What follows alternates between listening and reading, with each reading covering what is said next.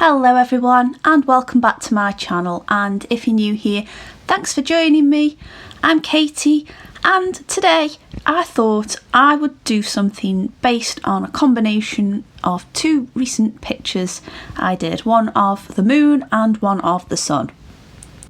I really enjoyed what I did in that sketch pad, and I thought I will try and take it to the next level and get a big proper piece of watercolour paper and just go to town with everything. So for the background I have used some masking fluid and I am just hitting that area with some colours, just smushing it all around and letting it do its thing, and of course throwing some salt on there because I love a bit of texture. Now throughout this I did have a bit of trouble with the masking tape, or the washi tape actually, and I don't know what it was. It was out of the same batch of a pack I'd bought before, but it just did not want to behave, especially when it came to flooding it with colour. So that had to come off and I went round and redid some areas with masking fluid. So yes, we have new masking tape on there, so that explains that. To really make the sun super vibrant in the background, I added a layer of sort of like a fuchsia pink. I couldn't tell you what the pigment numbers and names were on this one, I'm afraid. Again, I still haven't got around to sorting out my White Nights paints from when I dropped them all over the floor, so we're just going to have to say it is like a magenta pink. But either way, using a pink colour, a really vibrant one underneath a yellow or orange, just really brings out that saturation and depth of colour, which is why I chose to do it. And of course I added some salt on there just to bring out those textures.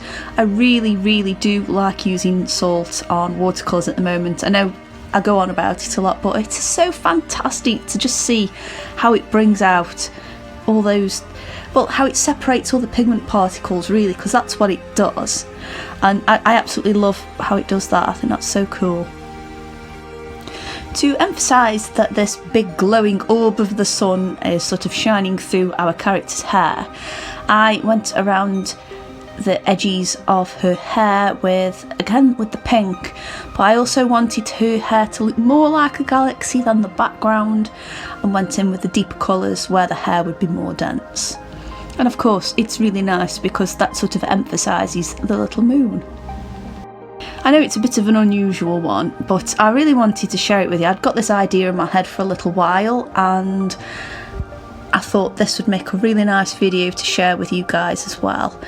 And I thought I'd best mention, I haven't posted for a few days. I've been a bit out of sync just lately, mostly because it's been Easter and me and my husband, we've just kicked back and just enjoyed the nice weather we've had and been out in the garden. But also my little home studio has very much needed a massive sort out, because, well, I must admit actually, since Inktober my whole desk and storage situation never quite recovered from it, to be honest, and I'd sort of tidy up a little bit at a time and then I'd do another project and not properly put everything away. I'm quite guilty of that. Am I the only one here, or can you guys relate to that too? But anyway, after a good 3 solid days sorting the room out, and I'm nearly there, that there's like a couple of boxes of miscellaneous, not really sure what to do with it, where to put it, whether I still want it or not, of a few items. And obviously once we're all out of this strange period of time where we're not allowed to go out, I'm more than likely going to donate it to a local art group, which that's still good. I know then some of these items will still get some more use. Anyway, let's get back to the painting, shall we? So I wanted her dress to sort of have a bit of a Grecian style to it, and I'm not sure why, it just seemed right. I put a lot of thought and not much thought into this. I just sort of went with what felt right and rolled with it, but I know I needed to do it. After doing them two in the sketch pad, I really needed to do it. And it also, to be honest, it took a few attempts to draw out as well, and I don't know whether it's just because of the situation we're all in at the moment. It might just be having an effect on me in a creative way, but I seem to be doing that a lot just lately. I seem to be quite indecisive or second not second guessing, perhaps having second thoughts about what I'm doing on the page rather than just cracking on like I normally do. But I'm going to just put that down to the weird times at the moment, and I'm not going to beat myself up too much about it. So again, continuing adding paint and just separating them strands and wisps of hair using a different colour and a different tone of that colour really just adds a sense of movement, like she's shielding the moon from the harshness of the sun. I don't know, I've normally got a story to attach to this, but again, I don't know, it just seems a bit of a funny one. But I have to admit, I did try something different with this, and I wanted to see how it would work and whether I could use it on some other PCs, and I'm pleased to say I did like how it worked, and I will use it on some future PCs.